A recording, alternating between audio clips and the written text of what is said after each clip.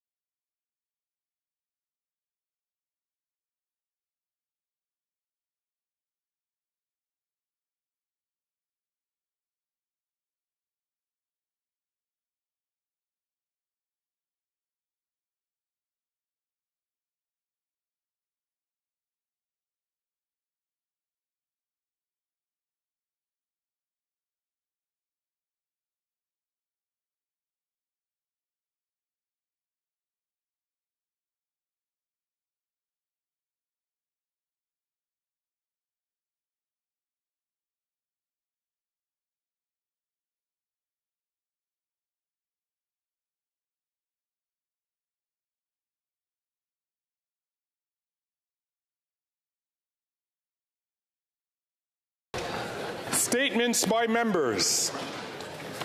The Honourable Member from Spadina, Fort York. Mr. Speaker, Thanksgiving is less than a week away, but this year Canadians have less to be thankful for. A report this morning found that half of all Canadians are prioritizing cost over nutrition. Mr. Speaker, families, parents in my riding and throughout the GTA have to make a choice between them or their kids going hungry. And this summer, while helping refugees, I met a young man who was not a refugee. He was a Canadian with a full-time job, and still, he could not afford rent and food. When it came to being hungry or having a roof over his head, he chose food. He was forced to live out of his car and to use the showers at 129 Peter Street. Mr. Speaker, this is the reality that many Canadians face. I'm grateful to University Settlement and Scadden Court, who my team and I will be helping to put together Thanksgiving hampers. But relying on charities and food banks is not sustainable. The federal government must finally act before more Canadians go hungry and lose their homes. Thank you, Mr. Speaker. L'honorable député de Newmarket. The Honourable Member for Newmarket Aurora. Mr. Speaker, earlier this month I attended the Newmarket International Festival of One-Act Plays, which presented 12 amazing plays at the Old Town Hall in downtown Newmarket, bringing joy, entertainment, and laughter. Try and hit that like button, folks. Let's get over 100 likes. Festival of One-Act Let's get more people in here. Taking on significance within the broader theatrical world. Statements by members is about 10-15 minutes, so grab something to eat, grab something to drink if you have to. And then question period begins. Supports in from the cold, a not-for-profit critical support need truly defines the festival as a culturally rich experience that excites our audiences and gives back to our community. To Tom Pearson, president of the Very Useful Theatre Company, the writers, directors, sponsors, and volunteers, thank you and congratulations for your well-deserved success. L'honorable député de Peterborough, Kawartha. Eric Roeder, 32, of Apsley, passed on September 25th after a courageous battle with bipolar disorder. We are devastated by this loss and completely unprepared. Eric has impacted the lives of so many people, and to know Eric was to love him. We struggled greatly with Eric in his battle with mental health. We faced roadblocks and lacked resources every step of the way on the path to find him help. That is an excerpt from Eric Roeder's obituary. It is an absolute tragedy that has shook my community. Eric's sister Haley wrote this on her Instagram. I made calls and advocated for my brother up to the hour before he passed. When Eric went manic, I called every crisis line for support and none was given. How crazy would it be if they're giving statements by members and they give a shout out to Mistersunshinebaby? Eric and his friends, we must prioritize. I would scream. We must fix this broken system.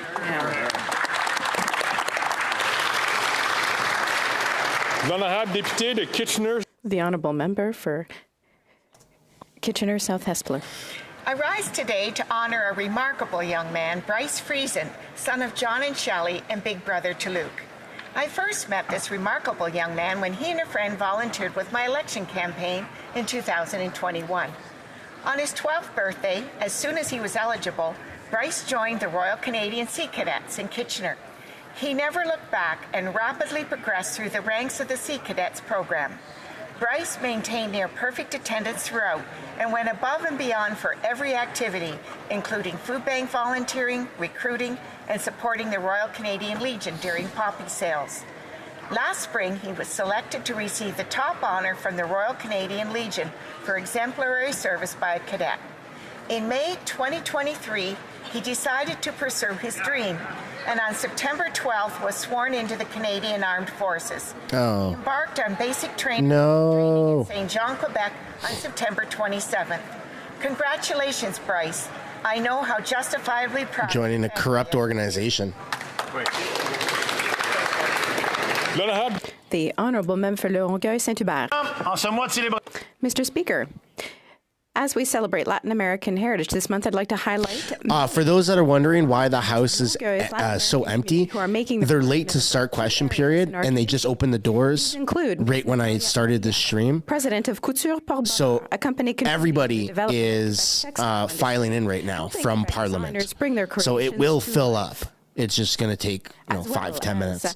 Carolina Campos, a former constituency assistant who worked hard to promote integration and cultural sharing between Latin American and Quebecois communities.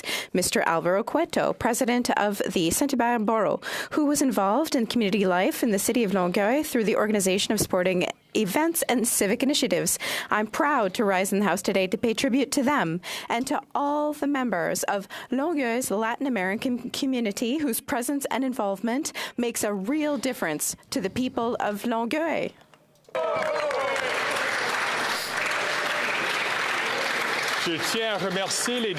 I want to thank members. If we can just keep conversations to a more acceptable level so that the Speaker may hear member statements. The Honourable Member for Alfred Belland.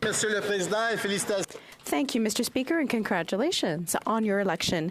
Dear colleagues, during National Newspaper Week, I want to highlight Stéphane Saint-Amour's career at Courrier Laval. He worked there for 40 years in spite of the challenges. Stéphane started out as a cultural and economic reporter and went on to cover municipal politics in Laval. At the end of the 20th century, he reported on irregular practices within the municipality's administration, thereby defending democracy, freedom of the press, and access to information. Stéphane persevered at a time when reporters were less free to speak out. His dedication deserves recognition, even if he wasn't always successful or praised. Thank you for your perseverance and for your efforts to keep the people of Laval informed, Stéphane. The Honourable Member for Brantford-Brant. Mr. Speaker, as we approach Thanksgiving weekend, I would like to share my gratitude with this House and to all Canadians watching us.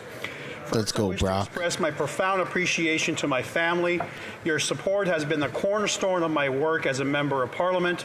I also want to convey my thanks to my constituents. You work hard to raise your families, you help your neighbours, make our communities a better place to live. Your commitment inspires me, and I'm forever grateful for the privilege to serve as your representative. Additionally, I want to thank all my Conservative colleagues for continuing to stand together to build a future that reflects the values we hold dear. Separate thanks go to our staff members who assist us in our communities every single day. And last but certainly not least, I'd like to express my appreciation to our Conservative leader and Canada's next Prime Minister for giving Canadians hope against all the despair in this country, which is so important in this holiday season. Thank you, my friends. Wishing you all a relaxing and joyful Thanksgiving. Well said. Well said. And happy Thanksgiving to you as well. The Honourable l'honorable député de Oakville Nord Burlington. Mr. Speaker. October is Breast Cancer Awareness Month. Together we must do more when it comes to breast cancer prevention, early detection, treatment, and support. Breast cancer is still the most commonly diagnosed cancer among Canadian women, with one in 8 of us who will be diagnosed in our lifetime. Most of us in this House... Can transgenders get breast cancer? People like my sister Jill. If you're a female and transition to male? Now lives cancer-free. And my friend, the member for Labrador. While much progress is made, there's much more to do. Thank you to those on the front lines doing life-saving research and to all of the doctors, nurses, activists, and healthcare professionals who are working with patients, survivors, and families. A special shout out to Jill and all those impacted by breast cancer. Thank you, Mr. Speaker. Breast cancer is horrible, man. I feel like we have the cures for cancer. For Don Valley West. It's just profitable not to use it, you know? Your election. As Speaker, may you use the wisdom of Solomon and the patience of Job. Like all of us in this chamber, you will be assisted by a bright and eager group of House of Commons pages. I welcome the new cohort to this place and thank them for their willingness to be here, helping us to be our best selves and making this chamber effective and efficient. These talented students have earned their place here through hard work, dedication, and a commitment to public service. They are not our servants. They are making Canada a democracy that works. And as we welcome them, we remember it's our responsibility to be respectful, to be kind, ensuring they have the opportunity to learn, grow, and make a meaningful contribution to the future of Canada. As we begin this new session, let's remember all those who work in this chamber and outside it. Security officers, table officers, and staff members. They make it safe and welcoming, ensuring our traditions are honored. Thank them. Thank us. Thank you. Oh, thank you. L'honorable député de Barrie-Innisfil. With Thanksgiving coming, Liberals have in the past issued what they call turkey talking points as a guide to what they want families to discuss at the dinner table. This guy's hilarious. Their talking points should sound something like this. After 8 years of this NDP Liberal government, grocery, gas, and home heating have become unaffordable because of their inflationary spending, debt, and the carbon tax. Housing costs are at 30-year highs. Rent has doubled. Young people have lost hope of owning a home. 3 in 5 Canadians will be in financial trouble if interest rates increase. For many families, mortgage costs will double as renewals come due. 7 million Canadians are struggling to put food on the table. 63% of Canadians spend what they make, while 30% spend more than they make each month. Violent crime is up 39% since 2015. Violent gun crime up 101%. And finally, Canada has been humiliated and embarrassed on the world stage. As Canadians gather this weekend, consider this one last turkey talking point.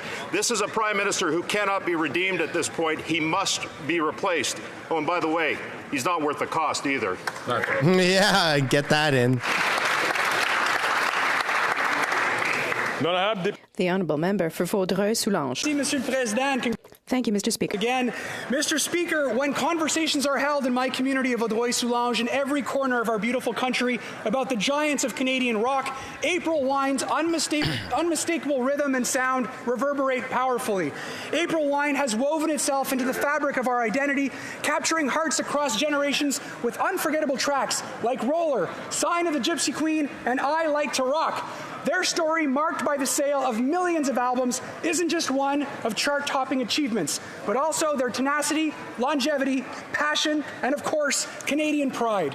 Central to that sound, Mr. Speaker, has been the unparalleled talent of Hall of Fame guitarist and vocalist Brian Greenway, a proud resident of my riding of Vaudreuil-Soulanges, who's been an integral part of the iconic rock band since 1977. For their decades of contribution to the tapestry of Canadian music, Brian and the members of April Wine received their star on Canada's Walk of Fame this past Thursday, September 28th, and I extend my heartfelt congratulations to April Wine and Brian, who I have the honor of hosting in Ottawa with his wife today. Congratulations.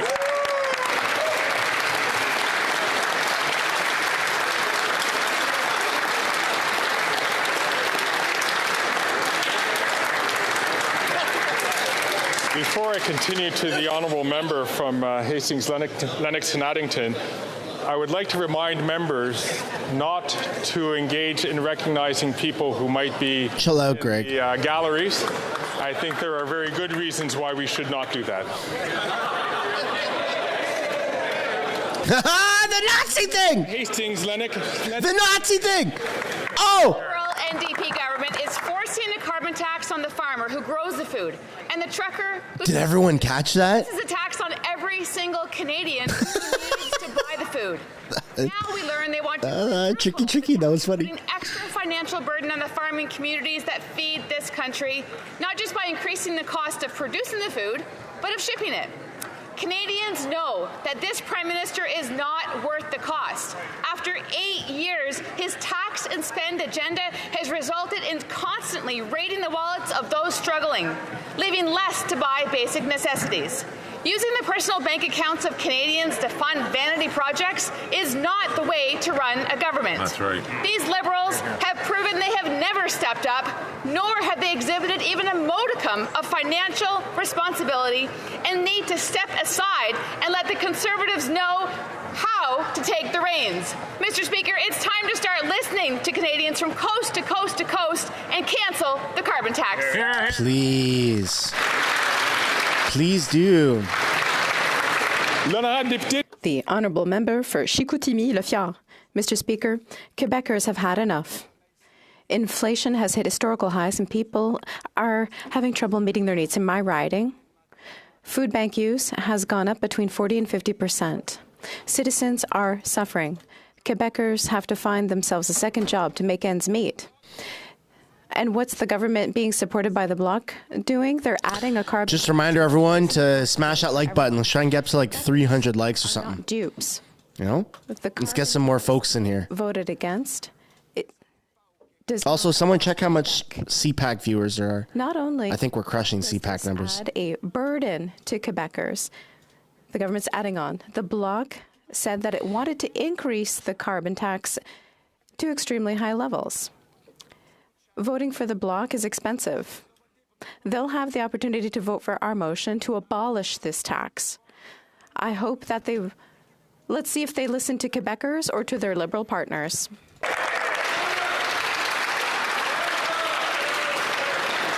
The honourable member for Notre-Dame-de-Grâce, Westmount. Merci, Monsieur le Président. Aujourd'hui, Thank you, Mr. Speaker. Today, I rise in the House during Women's History Month to pay tribute to a leader in my riding of Notre-Dame-de-Grâce Westmount, Ms. Ruth Gagnon. As Executive Director of the Elizabeth Fry Society of Quebec, Ms. Gagnon 360, 370 on CPAC. 44 years of her life to supporting women in those are mid numbers. The justice system.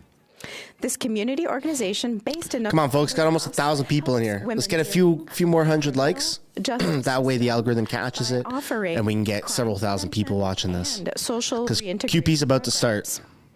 Through her work, Ruth Gagnon has restored dignity to hundreds of women every year. Her work is recognized by her peers. And chat better be ready today. There's going to be lots of W's and lots of L's in the chat. So just be ready.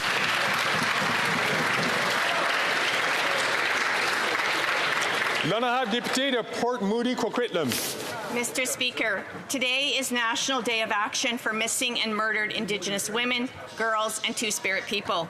In the spring of this year, the NDP led the call to have this House declare the continued loss is Two-Spirited people girls and Two-Spirit people an Indigenous thing? Emergency, and to commit to providing immediate substantial or is it an LGBTQ thing? Included the Red Dress Alert that would activate the public's assistance whenever because she's talking about woman, girl, or Indigenous girls and missing women in the Red Dress Initiative, and I'm very familiar with that. Organizations like Sisters in Spirit and Native Women's Association are calling on the federal government. I just don't know what Two-Spirited is. To save lives. This is a matter of life what that's and about. Death. There is no more time to wait. The Liberals have not done enough to protect precious lives. This government continues to fall behind in enacting the calls for justice for Indigenous women, girls, Two-Spirit, and gender-diverse people. Again today, the NDP calls on the Liberal government to take this emergency seriously and immediately enact the National Red Dress Alert. Hear, hear. Hear, hear.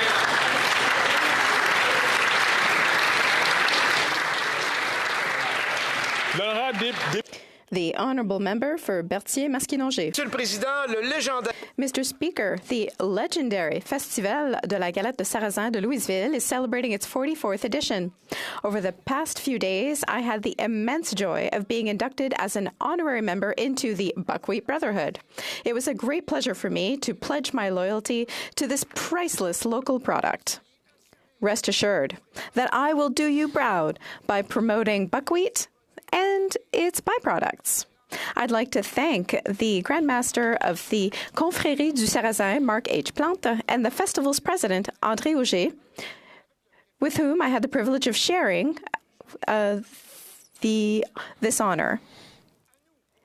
Please join us for the rest of the festival and for next Sunday's parade, the high point of the celebrations. And as I like to say every year from the balcony of City Hall, long live Buckwheat Country.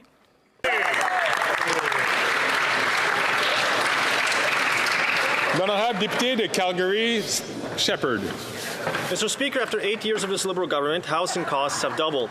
The average price of a house in Calgary is $548,000. That's up 20% just from 2020. The average home in Canada now costs nearly double that of one in the United States, even though they house 10 times as many people on less land. Average rent in Calgary for a one-bedroom is $1,718. The average rent for two bedrooms is $2,121. That's insane costs. Year over year. Monthly mortgage payments on a typical home in Canada are now $3,560. That's a gobsmacking 151% more. Oh my God. The Liberal government took power. Unbelievable. Ash in my riding wrote the following. It's starting to look like the most affordable and realistic option for me and many others would be moving to the U.S., while Inga says, it pains me to see people, including immigrants, be in such dire straits. Residents in my riding know this. This Prime Minister is just not worth the cost.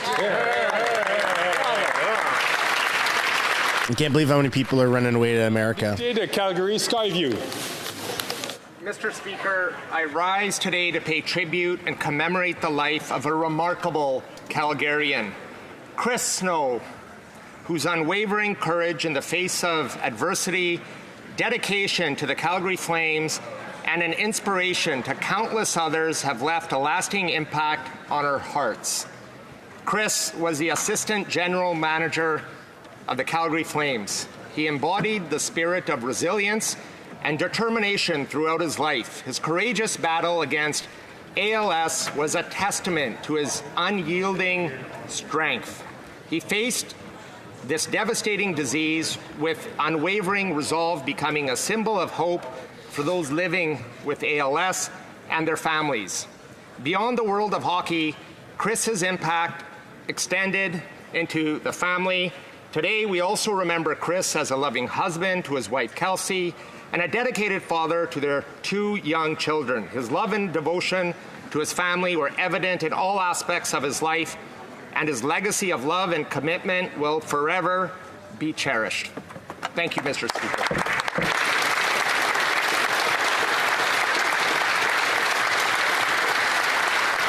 Oh, here we go. Pierre's standing up. Trudeau's there. Merci encore à tous les députés, tous mes collègues pour Thanks all again to my colleagues for your cooperation today. I just want to let you know that it's very important that you make sure your statement falls within the time limit. Oral questions. Oral questions. The question orale. Here we go. After 8 years, we can see that this Prime Minister is not worth the cost of food. Because of inflation, Quebecers' health is suffering because of the cost of groceries. 63% of Canadians are suffering from the exorbitant rise in grocery prices. Will the Prime Minister keep his promise to reduce food prices before Thanksgiving next Monday? Yes or no? The Right Honourable Prime Minister. Thank you, Mr. Speaker. 2 weeks ago, we tabled the Act on Affordable Housing and Groceries, which will encourage the construction of more rental housing and bring greater competition to the grocery industry. But instead of working together with us to get there by Thanksgiving, the Conservative Party chose to obstruct the debate because they have no plan to help Canadians. You have to walk the talk, Mr. Speaker, so we would call on all members of this House to work together to pass Bill C-56 as soon as possible. The Honourable Leader of the Opposition. with the Liberal NDP coalition, they can push whatever they want through. But after 8 years of government, he's the one who promised a month ago to reduce grocery prices before Thanksgiving. Will he keep that promise and reduce grocery prices to bring the price of peas down by 20%, lettuce by 33%, turkey by 37%, and potatoes by 74%. He's the one who made the promise. Will he bring prices down by Thanksgiving next Monday? The Right Honourable Prime Minister. Mr. Speaker, if the Leader of the Opposition truly wanted to speed up support for Canadians with food prices and rents, he would not have blocked our bill's passage on affordable housing and groceries. But he would prefer to play political games and hold things up in the House instead of working with us to deliver assistance to Canadians that is so needed. We will continue to focus on bringing relief to Canadians. We will be there for Canadians on the cost of living. The Honourable Leader of the Opposition. Mr. Speaker, it's impossible for us to block passage of anything because we don't have a majority. This government has a majority with its coalition with the NDP. They can pass whatever they want through this place. But instead, they just raised the carbon tax and they put in place legislation to increase that tax by 300%, which will result in a 61% increase, 61 cent a litre increase on gas. Will the Prime Minister keep his promise to bring food prices down by Thanksgiving? It was his promise. Will he keep it, yes or no? The Right Honourable Prime Minister. Mr. Speaker, as we saw with dental care, where we wanted to help Canadians, the Conservatives blocked that. When it comes to childcare at a reasonable cost, they tried to block that. Or when it comes to the Affordable Housing and Groceries Act, the Conservatives tried to get in the way with parliamentary tactics. The fact is, we will always be there. They've always been blocking our assistance to Canadians, but here on this side of the House, we are always focused on the relief we can deliver to Canadians. Before I turn the floor over to the opposition leader, I'd just like to remind members to please wait for the question to be asked and the answer to be given. The Honourable Leader of the Opposition. All this Prime Minister can do is blame others for the exorbitant inflation that he has imposed on Canadians' food bills. He promised a month ago that by Thanksgiving Day, food would be affordable. Yet since that time, the CEO of the Food Bank says that now we have more Canadians than ever relying on assistance just to eat. And a poll out just today shows that 2/3 of Canadians are actually afraid for their health because they can't buy nutritious food after 8 years of this Prime Minister. So will he keep his promise, yes or no, to deliver an affordable Thanksgiving dinner to Canadians? Mr. Speaker, we see that the Leader of the Opposition is always ready to play political games, because a few weeks ago we moved Is politics, dummy? Housing What are you talking about? Groceries Act, which will help build more rental homes and increase competition, including amongst the largest groceries. But instead of working with us to move this forward before Thanksgiving, the Conservative opposition chose to obstruct debate around these measures. We're going to continue to stay focused on helping Canadians while they stay focused on playing political partisan games.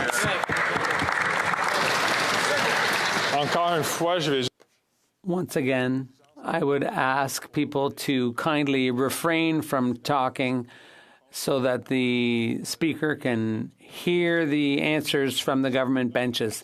The Honourable Leader of the Opposition. Speaker, the Prime Minister can pass any bill he wants any time he wants because he has a majority in coalition with the NDP.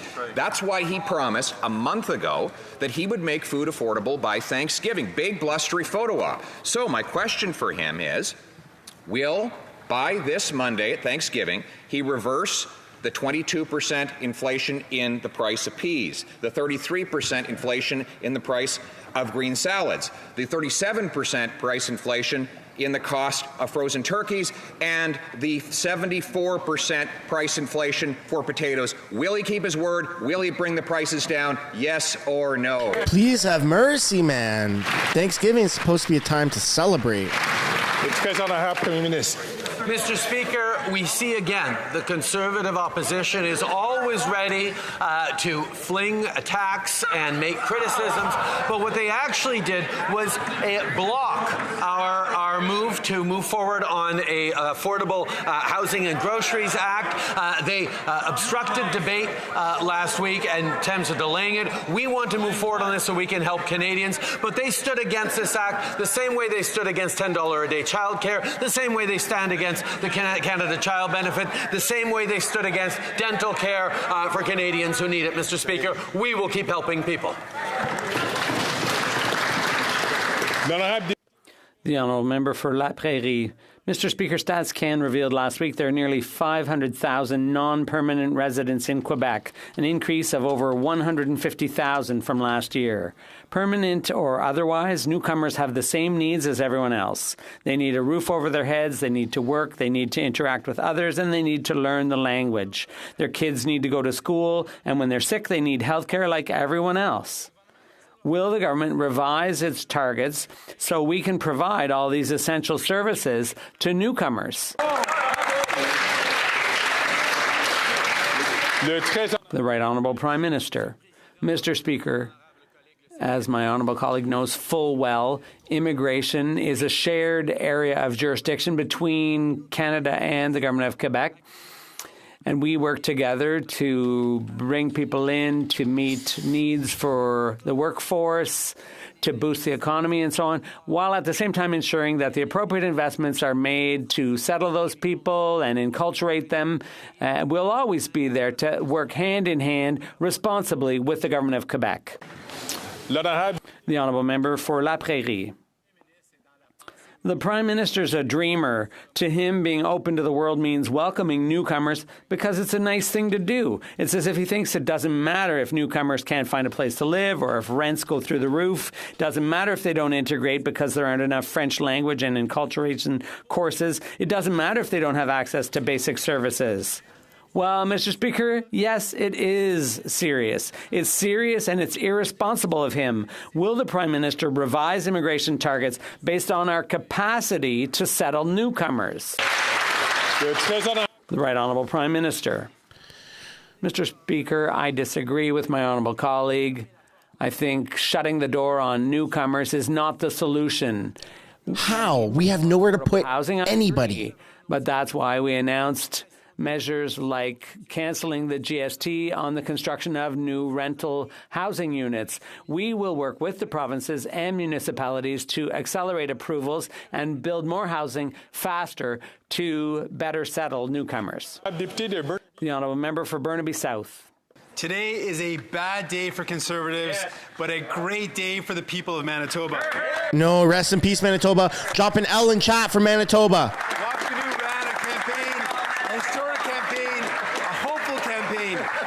And he ran a campaign to defend a public, universal healthcare system, and now they need Ellen chat partner. Prime Minister. Rest in peace, Manitoba. Bye-bye.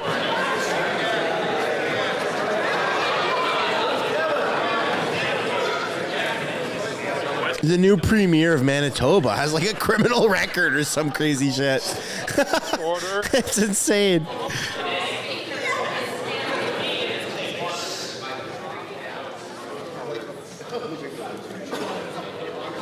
Colleagues,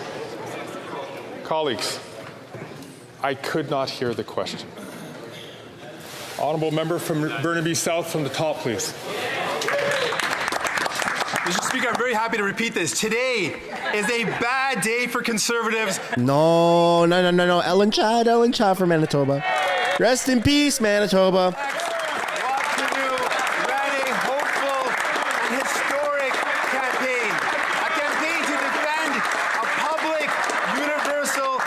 System.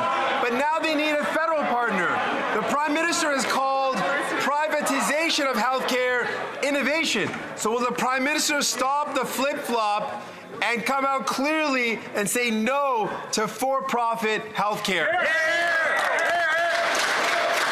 No. Again, colleagues, please. Right Honourable Prime Minister. Mr. Speaker, I agree. It's a good thing that Manitobans rejected the politics of fear and division and intolerance and moved forward with a progressive alternative. Mr. Speaker, I look forward to working with the new government of Manitoba on issues that matter deeply. Of course, it's your coalition. Building more housing, whether it's supporting the path of reconciliation, fighting climate change, and mostly moving forward on affordability for everyone. We will continue to stand for a public health care system. Including with $200 billion in health accords we're looking forward to sign with this new progressive government, Mr. Speaker. Bend over for Jagmeet, why don't you?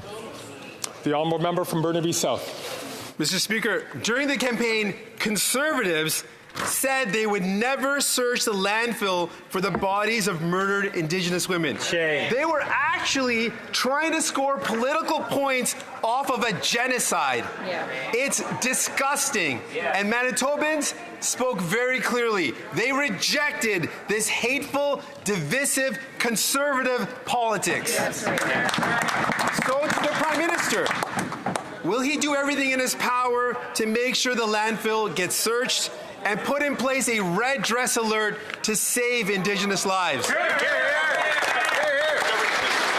I don't think anyone's blocking the ability to search. The Right Honourable Prime Minister. I think we'd all like to know. Words cannot express the grief and pain being felt by the Mirren and Harris families, as well as the entire community of Winnipeg. They're looking to find healing and closure right now. Our approach must be victim-centered, trauma-informed, and Indigenous-led to support healing. That's why today we announced $740,000 more in additional funding to explore in greater detail the next steps of a search. And as we announced in our last budget, we are moving forward on a red dress alert as well, Mr. Speaker.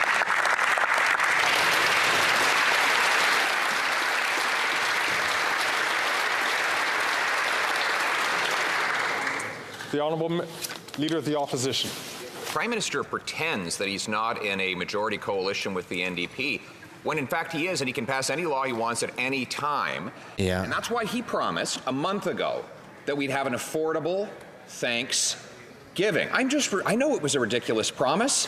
I hate to have to hold him to something so absurd after he caused prices to rise so quickly. But it was his promise. So, will he reverse the food price inflation he caused by Monday so that Canadians can have an affordable turkey dinner? Yes. Yo, we need it done today because turkeys are all sold out. Like, what do you mean? Le très honorable Premier Ministre. Mr. Speaker, times are difficult for Canadians right across the country, as they are difficult for people around the world.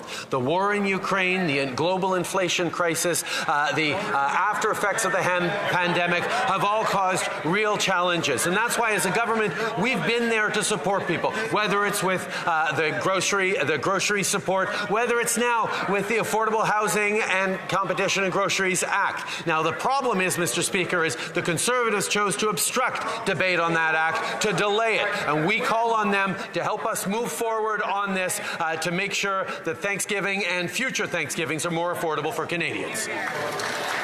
L'honorable chef de l'opposition. After 8 years of excuses and inflationary debt and taxes, food prices and mortgage prices are raging out of control. In fact, mortgage payments are up 150%.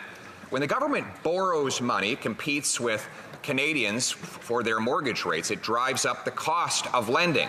So will the Prime Minister tell Canadians how much will his government borrow this year? How much? We would love to know that. Le très honorable Premier Ministre.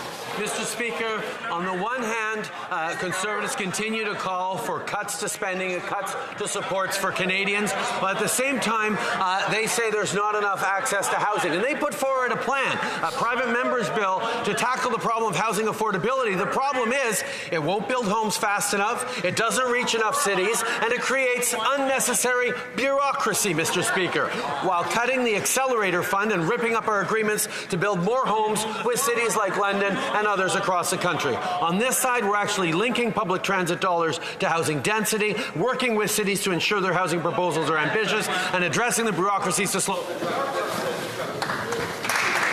Chef de l'opposition.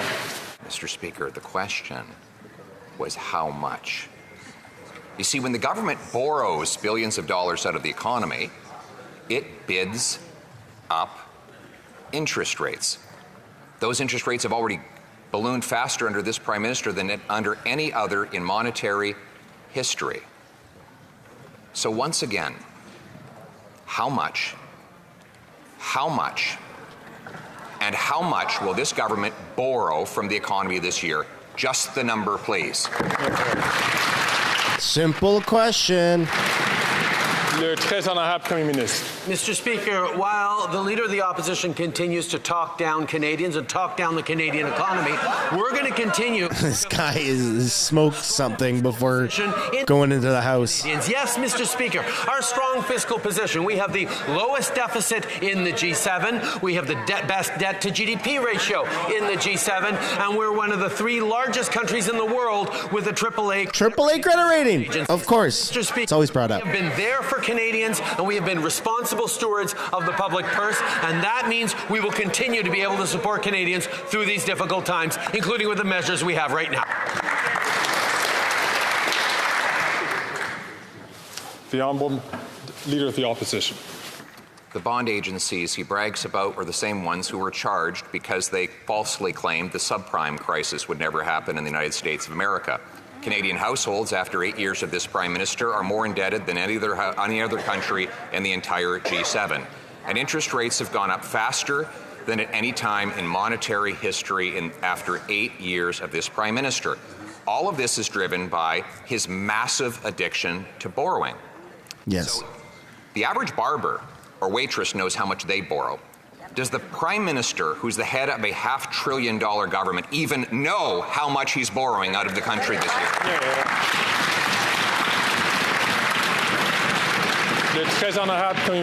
Mr. Speaker, we see once again the Leader of the Opposition's tried and true tactics of attacking the facts when they don't suit his purposes. Mr. Speaker, the international bond rating agencies like Moody's and S&P that have ranked the top economies as AAA economies, the United States, Germany, and then Canada in the world's largest economies, have said that our fiscal plan is sustainable. As we are there to support Canadians, as we demonstrate fiscal prudence, as we support Canadians through this difficult time. Now, he can wage war on experts and the facts and demonize them all he likes, but we will keep being there for Canadians grounded in the facts. It's not sustainable, though. The Honourable Leader of the Opposition. Even tell us the facts. That's right. Because he doesn't even know the facts. Exactly. This is a man who is going to borrow $421 billion this year. If the government bought 421 billion apples, the price of apples would go up. When they borrow $421 billion, the price of debt goes up in higher interest rates. That's why Canadians are paying 150% more on their mortgages. How much, how much will this government force Canadians to spend on national debt interest this year? Hear, hear. See, he breaks it down so well for people. Le très honorable Premier Ministre. I know Canadians won't be taking any condescending economics lessons from the Leader of the Opposition.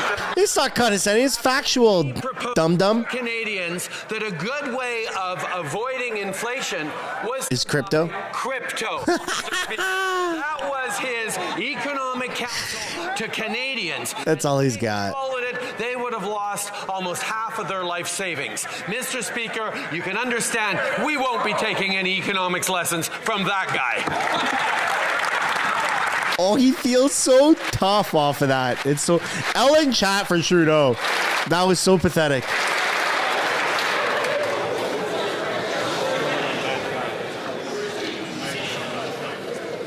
Colleagues, I know that we are caught up with the passion of the debate. I ask you to always direct your comments through the chair and also...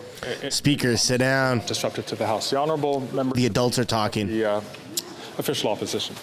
Mr. Speaker, that Prime Minister should be taking economics lessons from everyone. Everyone. This is a guy who said budgets balance themselves right before he doubled. Yeah. This is a guy who said he doesn't think about monetary policy right before he led interest rates to rise faster than at any time in Canadian history. This is a guy who, up until I told him, didn't even know how much he was borrowing out of the Canadian economy. This is a guy who's doubled the rent, doubled mortgage payments, and doubled the needed down payment. Mr. Speaker, it's about time he took some lessons. Why doesn't he go to the library and do a little bit of studying? Yo! Pierre! Mic drop! W in chat, everybody! Oh! Trudeau shouldn't even stand up after that.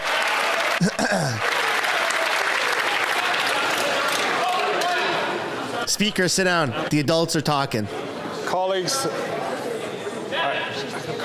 I ask us to make sure that our comments are not disruptive to the House.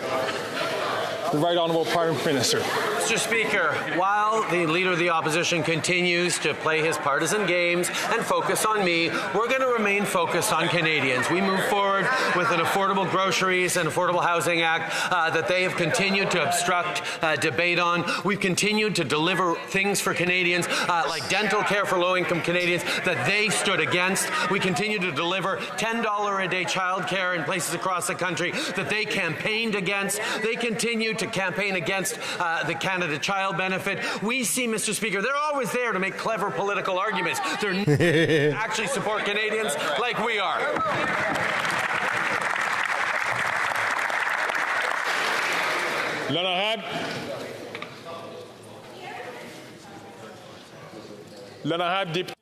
The honourable member for Longueuil-Saint-Hubert. Oh, that was awesome. Mr. Speaker, yesterday a group of 25 doctors from the Montérégie and Eastern Townships made a clear diagnosis.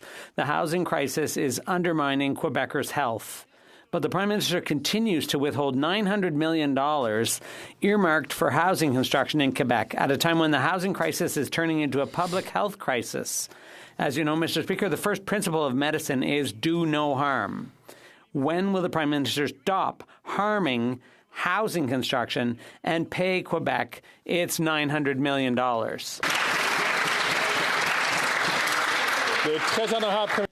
Right Honourable Prime Minister. Thank you, Mr. Speaker. Over the past few years, we've always been there to invest along with Quebec in housing, and we'll keep doing that. The federal government does have a role to play in the building of housing and affordable rental units, including in Quebec. So we're working with our Quebec counterparts to advance a plan that will work for Quebec and allow for more housing to be built more quickly. All levels of government share responsibility for this, and we hope that we will move together in partnership urgently. The honourable member for Longueuil-Saint-Hubert. There's something the Prime Minister doesn't get, and that is that this is also involves people living in substandard housing with no alternative. It's about people who don't even have a roof over their heads. People don't have the luxury of waiting for the federal government to stop wrangling over jurisdictional issues. As far as they're concerned, there's no valid excuse for withholding $900 million in housing construction funds. They're right. There's no excuse. When is the Prime Minister going to stop looking for excuses and pay out the $900 million? Yeah.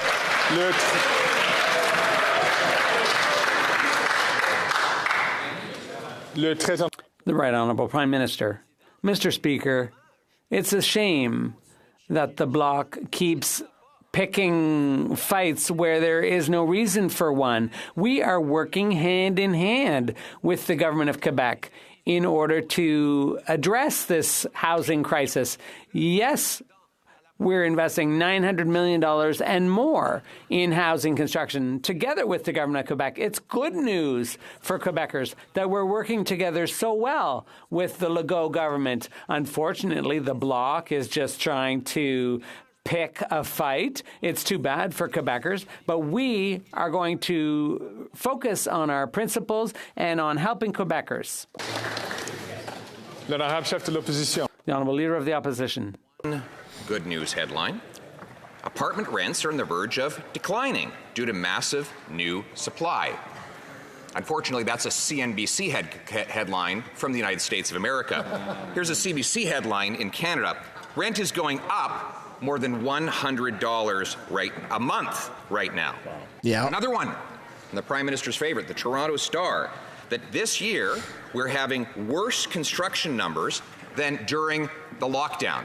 Why is construction up and rent down south of the border when it's just the opposite here in Canada? Le très honorable Premier Ministre. Mr. Speaker, we know we need to build more rental constructions more quickly, and that's why we put forward a bill that removes the GST from new rental constructions across the country and on the federal side, and that is actually spurring thousands of new units to be built across the country. It's a very exciting measure, except unfortunately, Conservatives have chosen to obstruct debate on that particular measure. Why won't they line up with Canadians? Why don't they see that building housing supply is going to help Canadians right across the country? Why won't they line up with us and support Canadians across the country? L'honorable chef de l'opposition. Mr. Speaker, he's the one that's been obstructing that promise for the last 8 years since he made it.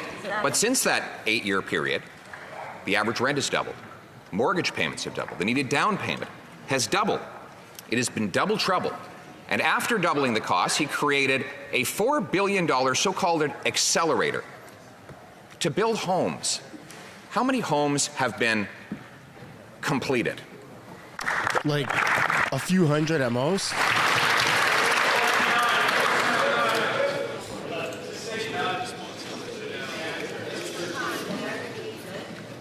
Chers collègues, s'il vous plaît. The adults are talking, House Speaker. Mr. Speaker, yesterday, following a request from the Minister of Housing to scale up their ambition, Vaughan's City Council passed a bold housing resolution to unlock even more affordable family-sized homes. That is a direct result of the Housing Accelerator Fund. This is a concrete example of how the federal government can lead and ensure more affordable housing options so our seniors, students, families can grow in their communities. We look forward to more municipalities joining us to ensure all Canadians have a safe and affordable place to call home. L'honorable chef de l'opposition. Mr. Speaker, the question was not how many resolutions have been passed. You can't live in a resolution. You can't live in a photo op. You can't live in a press release or a promise. He created this fund a year and a half ago, promising to, quote, accelerate housing. So how many houses have been completed? And by completed, I mean houses with walls and roofs and doors and people living in them. How many are completed? How many? Yeah, not just investment builds. Like how many people are living in these houses.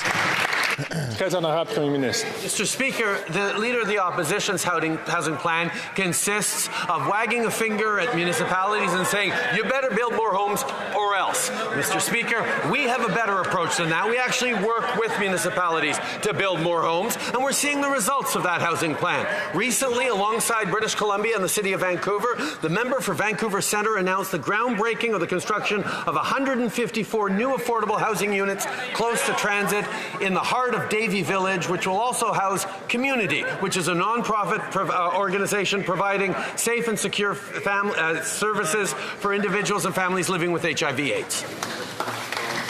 Wait, what? Chef de l'opposition. Cannot live in an announcement. You can't live in a press release. You can't live in the Prime Minister's talking points, which he's having so much trouble reading, Mr. Speaker. Whoa! The Prime Minister is now presiding over a massive decline in home building. In fact, last year, Canada built fewer homes than in 1972, and this year, housing starts are down 32%. And by the way, to end the suspense, the number of homes that have actually been built by this so-called housing accelerator? Zero. What? Nada. Nothing. When will you stop the talk, end the bureaucracy, and finally get something built?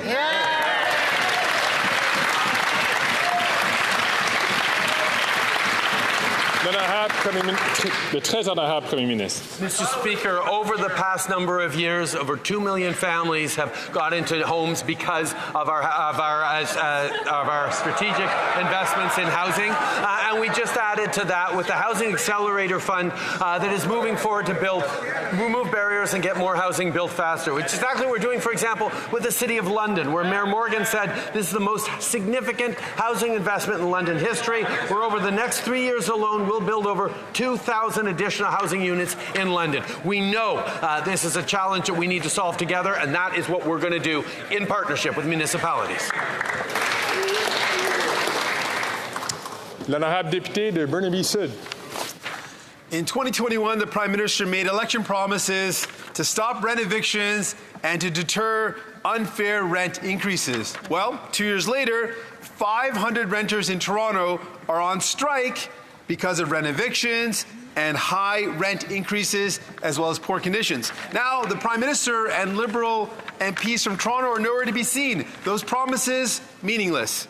How can the Prime Minister justify the broken promises to Canadian renters? Hear, hear. Hear, hear. Mr. Speaker, we have been there consistently to partner with municipalities and provinces where they've been willing to improve conditions for renters, to support the building of new apartment complexes, to ensure availability of more affordable housing. There have been a lot of progress made, but there's more to do. That's why we were so pleased to see the Government of Ontario join in with us on eliminating the GST on new rental apartment buildings. These are the construction. These are things that are going to make a big difference, and we'll continue to work with our partners, including with the Mayor of Toronto, to make sure we're protecting renters. Rent isn't regulated, though. Mais je n'ai pas fini. Au Québec. But I'm not done. In Quebec, 25 doctors have made a heartfelt appeal. Their patients' health is getting worse because of the housing crisis. After 8 years of the Liberals in power, rents have doubled. That's their record. When will the Prime Minister stop telling us, I should have, I could have?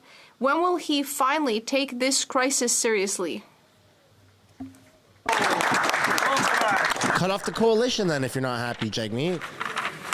Nous avons travaillé main dans la...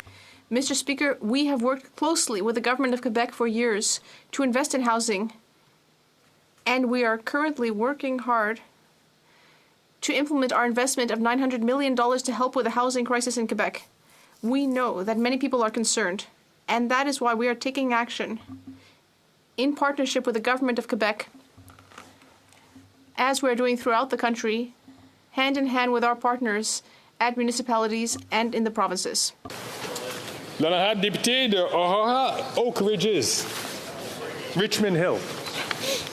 Thank you, Mr. Speaker. Today is Sisters in Spirit Day and the National Day of Action for Missing and Murdered Indigenous Women, Girls, and 2S LGBTQI+ people. We honor the lives, memories, and spirits of the too many Indigenous women, girls, and 2S LGBTQI+ people that are missing or have been murdered across Canada. As we see in Winnipeg with the Prairie Green landfill, where human remains of loved ones, victims of missing and murdered Indigenous women and girls may lie, more work needs to be done. Can the Prime Minister please explain what the Government of Canada is undertaking with Long Plain First Nation to address this heart-wrenching situation? Le très honorable Premier Ministre. Mr. Speaker, I've heard firsthand the grief and pain of the families and community, and our hearts are heavy, knowing how difficult this has been for them. They're looking to find healing and closure right now, and it's important that we support them in this process. That's why today we announced $740,000 in additional funding to explore in greater detail the next steps of a search. We will continue to work in partnership with Indigenous leaders, families, and survivors for a victim-centered, trauma-informed, and Indigenous-led approach to healing. L'honorable chef de l'opposition. Mr. Speaker, 8 years ago, the Prime Minister promised in his 2015 platform that he would, and I quote, repurpose all available federal lands and buildings at a low cost for affordable housing in communities where there is a pressing need. He hasn't done it at all. How many homes have resulted from repurposing these buildings and lands? Good question. Not a single one. Mr. Speaker, in 2017, we moved forward with the National Housing Strategy, which was a direct response to the fact that for 10 years under the Conservatives, the federal government had removed itself from providing housing solutions for Canadians. Over the following years, around 2 million Canadians accessed new homes, new places to live because of the work of that National Housing Strategy. And we're continuing that work, working closely in partnership with municipalities and provinces, doing things like eliminating the GST on rental construction of new apartment buildings. These are things that still doesn't regulate rent. Accelerated if the Conservatives stop blocking them in this House. Short answer, he hasn't done shit. We're happy to cooperate. We're just looking for one little detail. There's 37,000 federal buildings representing 6.2 million square meters of space. The Prime Minister promised 8 years ago that he would repurpose some of that space to create homes. How many have been created? Excellent. Very good talking points. Right to the bread and butter. Like I said, Mr. Speaker, our national housing strategy has delivered homes has supported in delivering the homes for close to 2 million Canadians. But we're going to continue to do the work necessary, working with partners in municipalities and provinces on delivering housing solutions. One of those he's caught in his lie is eliminating the GST on new rental construction, and that's something, unfortunately, that the Conservatives can support with right now if they stop obstructing and slowing down debate on the bill that we put forward for Canadians. That doesn't help with rent control. Mr. Speaker, there seems to be a problem with the microphone. The Prime Minister translation question. There are 37,000 federal buildings, 6 million plus square meters that could be converted into housing, not to mention thousands of acres of federal land. Now, the Prime Minister agreed that that could be done because he promised it 8 years ago. So after 8 years of doubling housing costs, can he tell us how many homes have been created by repurposing federal buildings and lands? Just the number, please. Not a single one. And watch the 30-second beating around the bush. Over the past years, we've invested close to $40 billion to build and renovate close to 500,000 homes. That's 500,000 homes. L'honorable chef de l'opposition. Actually, Mr. Speaker, the Prime Minister doesn't need to answer it because my deputy leader did an order paper question. He asked for the government to tell us how many homes have resulted from repurposing land and buildings of the federal government. The number? 13. Not 1,300, not 13,000. 13 homes. Speaker, that's 2 homes per year. How many millennia would it take then to build the 3.5 million homes we need for Canadians? Oh my God! L in the chat for Trudeau. Mr. Speaker, the Leader of the Opposition continues to play rhetorical games. We're focused on 13. A range of solutions 13, folks. we need to actually solve for this housing crisis, which involves things like removing GST from purpose-built rental construction, moving forward with the rental construction financing initiative that we've been working on for a number of years now and delivering, moving forward the Housing Accelerator Fund, $4 billion for municipalities like Vaughan, like London, like the Lower Mainland, new homes, and continuing to work on making the rental market safer for all Canadians. These are things we will continue to do because Canadians are counting on all of us. No, you got caught in your lie, buddy. The Honourable Member for La Pointe-Lille. Mr. Speaker, the RCMP is insane. Unilingual Anglophones in high-level bilingual positions, people who not only do not speak French, but who are not even taking French classes. The RCMP is clearly violating the Official Languages Act. Mr. Speaker, When even the police are violating the law, there's clearly a high-level problem. Despite the official languages reform, there is still a culture of contempt for French in the federal government. Will the Prime Minister remind the RCMP that it must respect the law?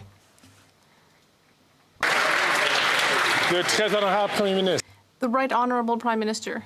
Yes, Mr. Speaker, let's be very clear. The principle of bilingualism is fundamental for this government. We have modernized the Official Languages Act.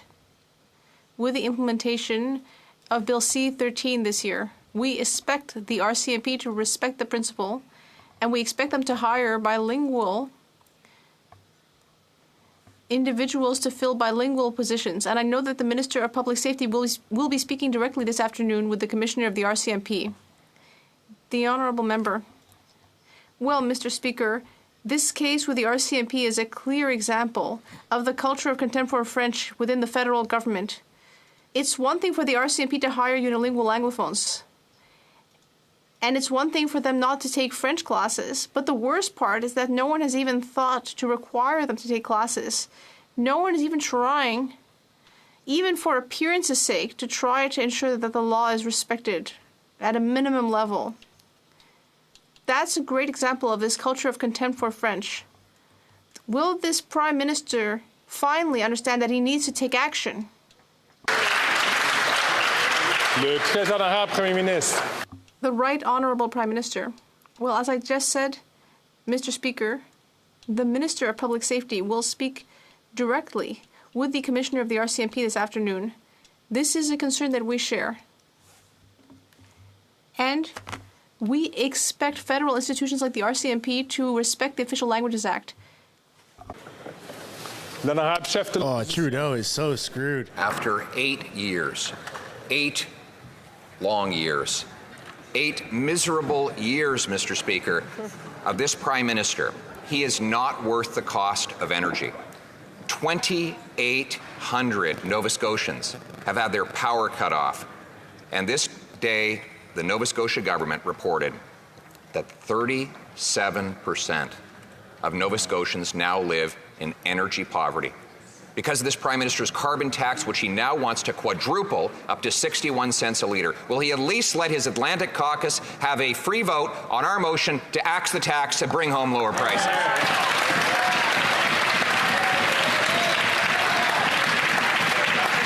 Le très honorable Premier Ministre. Mr. Speaker, what the Conservative Party refuses to understand is our plan to fight climate change is above and before everything else a plan on affordability.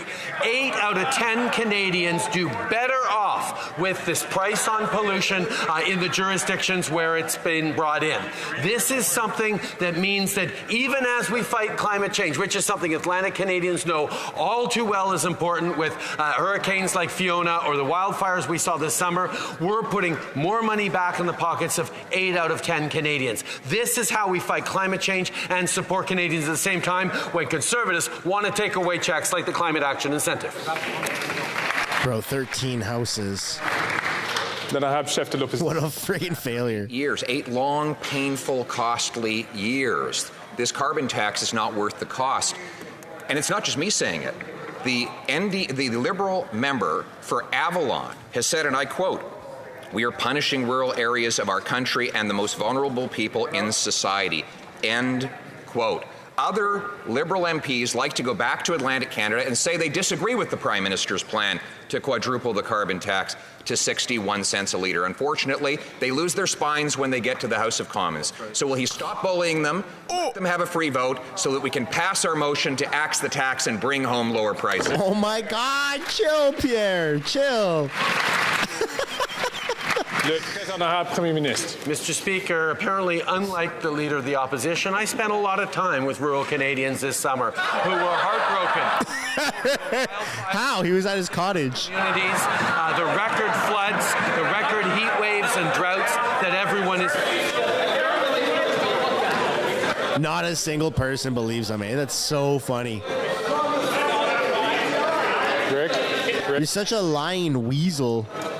Hiding in your cottage, Justin. Hiding in your cottage doesn't count. I called it. Did you hear that? Did everyone hear that? Prime Minister, you have 17 seconds left on the clock. Mr. Speaker, in all the conversations I had with rural Canadians across the country this summer, they were devastated by the impacts of record wildfires, of floods, of droughts, of heat waves. Oh, shit, that's funny. That's funny, man. We need to continue to fight climate change while putting money back in their pockets. That's exactly what our price on pollution does. That's what we're going to continue to do instead of eliminating. L'honorable chef de l'opposition. Oh, my God. Mr. Speaker, hiding out and going surfing in Tofino does not count for spending time with rural Canadians. There it is. And obviously, he's not listening to what they have to say, because after 8 years, his carbon tax is not worth the cost. He now wants to quadruple the tax to 61 cents a litre. Even the Liberal government in Newfoundland and Labrador is calling on him to axe the tax. They agree with me. So, Mr. Speaker, will the Prime Minister listen to the Liberal government in Newfoundland and Labrador and his own Liberal caucus from Atlantic Canada and axe the tax? Oh, my God. Prime Minister responds, I would like to inform colleagues that in the week following the parliamentary break, the speakers will be issuing some reflective guidelines as to the type of things that we should mention and not mention. Bro, that will not sit down. The adults are talking. Members all know that. The Right Honourable Prime Minister. Mr. Speaker, I suggest that the Leader of the Opposition speak to people in Stephenville, Newfoundland, who've seen historic investments, looking at them from Germany because of the investments in hydrogen in the clean economy and offshore wind. I suggest he speaks to his member from St. Thomas, Ontario, where the Volkswagen plan is going to land because of the historic leadership we've shown in clean electricity and drawing in innovation investments. Mr. Speaker, you haven't heard the Leader of the official opposition talk at all about... Hey, yo, who's called him the Prime Minister? Because he has no plan for the future of the economy. Trudeau's so nervous. He's done.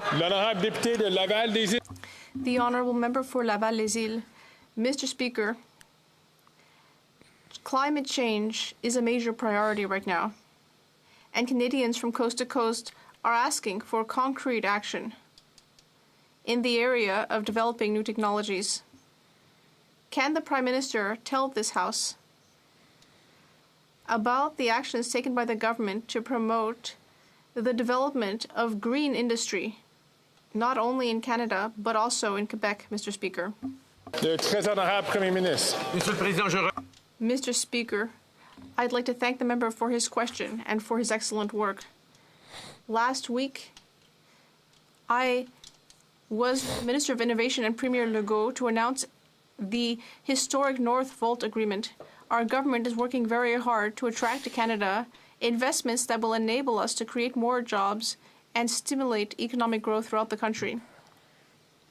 With this announcement, we will be consolidating Quebec's position in the automobile sector for the next decades.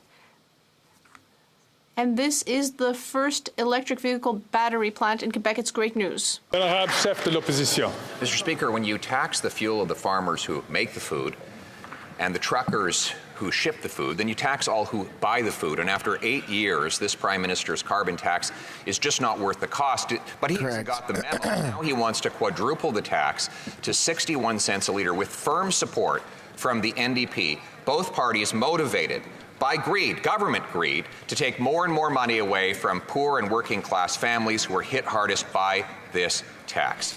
Will they stop the greed, vote with us today to axe the tax so that we can bring home lower prices? There you go, Pierre.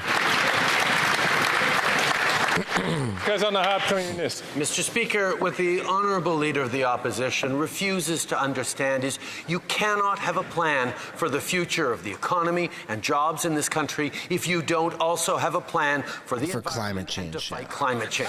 That is what we have demonstrated over the colleagues in the G7 as we continue to move I don't know what just happened there. in a way that both delivers affordability for families and jobs for the coming generations. These are the things that Canadians need for the future. That is what our plan is delivering. But no one can live in the present, so this is very bizarre thinking. No, what they need is affordable food. Yes. And energy. Yes. With a policy that lowers emissions like we did, rather than raising taxes like he does. Actually, emissions are up. That is the great irony. Emissions are rising under this Prime Minister, which proves that he and his carbon tax are not worth the cost. After years, can he not? I didn't know emissions were rising. Pain and suffering in the many streets of people who are lined up to go into food banks because of his tax. Will he do the honorable and compassionate thing and vote with us today to axe the tax?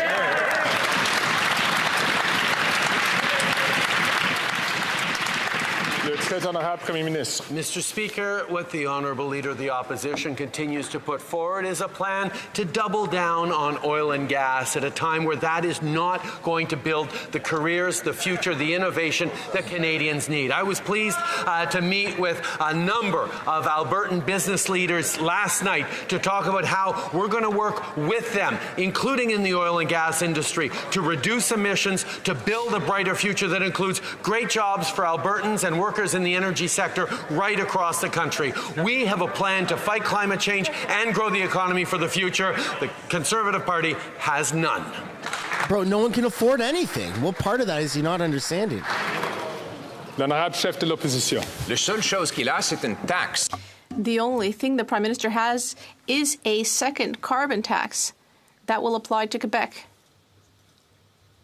With the support of the Bloc Québécois, which is joining with the federal government at a time when the leader of the Bloc Québécois is actually vacationing, using up more fuel in a jet.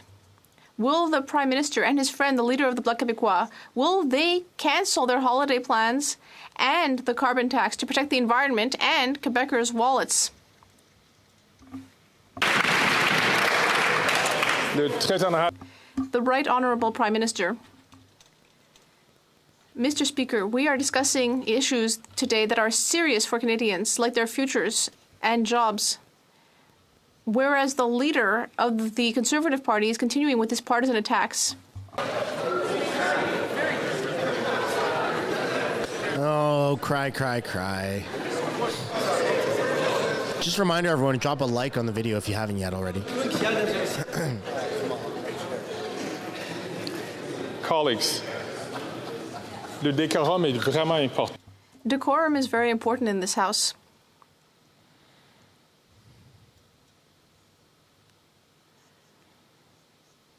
Oh, they cut the feed. I must insist that only one person rises and speaks at a time. We must respect that rule. And we must behave in a way that is worthy of this chamber. The Right Honourable Prime Minister, please start over. Mr. Speaker, we will always be there to support Canadians. We will always be there to work closely with all those who want to build a strong economy and protect Canadians' future. That is what people want from us, and that's what we are doing. We take it very seriously, whereas some people in this House do not take it seriously and prefer personal attacks over substantive debate, rather. Canadians will have to judge, but I will continue to work closely with the NDP, the Bloc Party, to build a stronger future for all Canadians, despite the Conservatives' partisan games.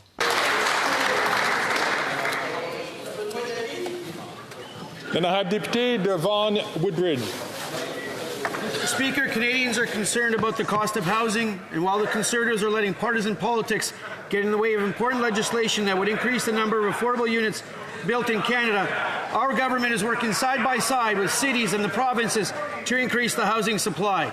Can the Prime Minister share with this House some of the concrete actions taken in my community of Vaughan by the government to fight the housing crisis? Mr. Speaker, I want to thank the MP for Vaughan Woodbridge for his hard work and his leadership. Mr. Speaker, we're seeing the work of the Housing Accelerator Fund in action. Yesterday, following a request request from the Minister of Housing, Vaughan City Council passed a bold housing resolution to unlock more affordable family-sized homes. And we're excited to share their plan has now been approved. While the Leader of the Opposition's plan is to cut the Accelerator fund, destroying the momentum we've built with cities like London and now Vaughan, we're going to continue to work to build more homes faster now.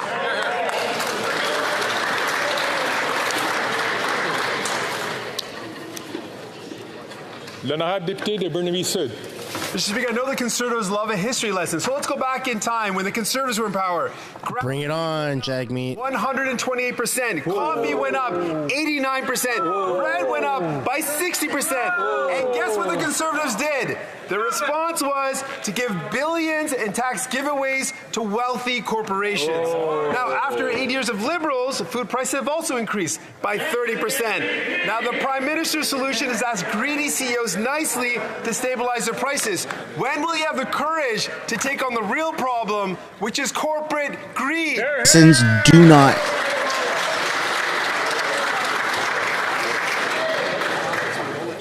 That's all he pushes is the CEO stuff of grocery stores, as if the government is not responsible for anything. Grocery bills are just too high. That's why we're taking immediate action.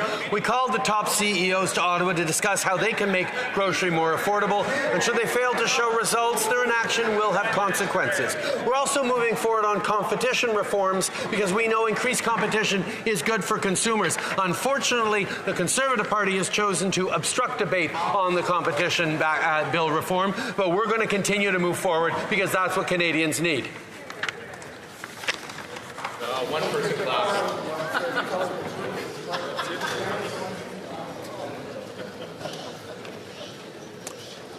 L'honorable député de Kitchener Centre. Mr. Speaker, while the Minister Green Party with Disabilities says it's going to be 18 more months until anyone Where's your drunken sailor leader? benefit, Canadians with disabilities continue to disproportionately live in poverty across the country. Like me, the Prime Minister has never had the experience of living under the crushing weight of legislated poverty. But he can do something about it. He could immediately introduce the Disability Emergency Response Benefit as the disability community has called for. Will he do it? Here, here. Le très honorable Premier Ministre. Mr. Speaker, I thank the honourable member for his question and agree that there is much more to be done in supporting Canadians with disabilities. But we've done a significant amount over the past years, and we will continue to address the ongoing barriers faced by persons living with disabilities. We're focused on improving the lives of Canadians in the long term, and the historic Canada Disability Benefit is just one of the steps our government is taking. Our government is looking forward to doing the work directly with the Disability community completely in the spirit of nothing about us without us. And that brings to the end of question period. I see rising on a point of order is.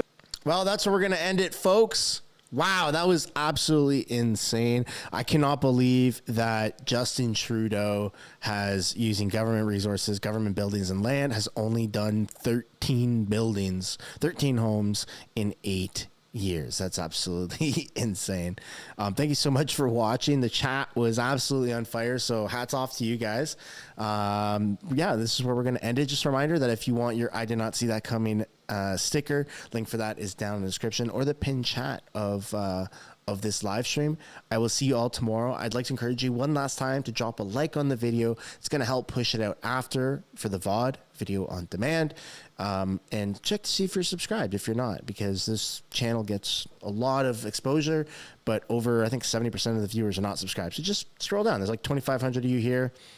If you all subscribe, then we're going to grow and grow and grow and overtake government broadcasts, which we're already doing. We like way surpassed CPAC. So I want to thank everyone for that. And I will see you all same time tomorrow. Peace and love, everybody. Have a great rest of